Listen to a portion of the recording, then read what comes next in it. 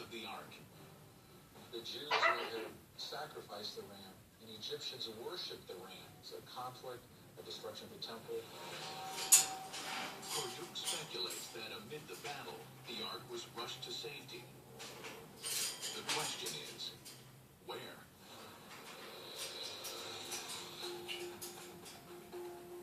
A continent away from Ethiopia, the book of iconic moments in the Bible, the parting of the Red Sea. Egypt, 1446 BC. According to the book of Exodus, Moses and the Israelites escaped slavery, but find themselves trapped between the sword and natural phenomena come together on a large scale. An event known as wind set down, followed by a reactionary event known as a bore wave. Atmospheric scientist Dr. Carl Drews of the National Center for Atmospheric Research believes Humphreys may be onto something. Wind set down occurs when a strong wind blows over a period of time across the surface of water, and gradually the water moves in the direction of the wind and pulls away from the shoreline, and so the surface of the ocean moves down. So what you have there is a section of dry land where there was formerly seabed.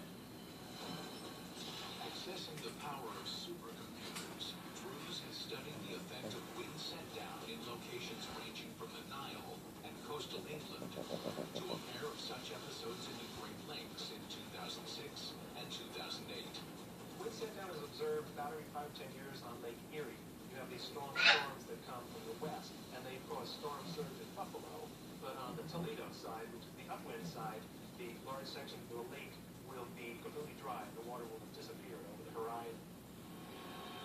It's been observed that the difference in pressure between one end of Lake Erie and the other can be as high as 16 feet. Absolutely staggering. Right? You can expect Lake Erie to be level water in a strong wind blowing for many hours, 16 feet difference.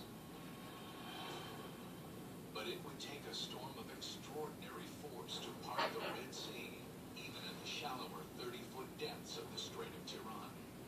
For wind set down to happen here, powerful winds would have to blow for hours in a precise direction. For wind set down to be appreciable and force the water back away, we need a long stretch of water. Humphreys turns to the biblical evidence for clues about the storm. The account in Exodus describes a fierce wind coming from the northeast that blows all night. He theorizes that if strong winds blew down the length of the Gulf of Aqaba for several hours, wind set down might have occurred with enough force to expose the land bridge. The Gulf of Aqaba is 112 miles long, and if you do the sums with a hurricane wind, you could force the water back at least 800 yards or maybe a mile. Harnessing data gathered from NASA satellites, Dr. Carl Drews creates a model and terrain map of the Gulf to examine the possible effects of such a storm. I use geological maps, geological surveys, sediment cores to reconstruct the configuration of the were during the Exodus period. Then I ran this on the ocean model with a supercomputer and applied a digital wind to this, a wind blowing at 63 miles an hour. It would be difficult to walk into that kind of wind, but it's possible. You can make forward progress. Hurricanes and cyclones most often develop over the open ocean, so accounting for global weather patterns, could a storm of this magnitude have targeted the Red Sea, which is surrounded by land? An oceanographic study at Florida State University calculated that such a storm could hit this region only once every 2,400 years. A slim probability, but scientifically possible. Combining the biblical account of the crossing with the scientific modeling, Drews constructs a timeline that matches the conditions described in Exodus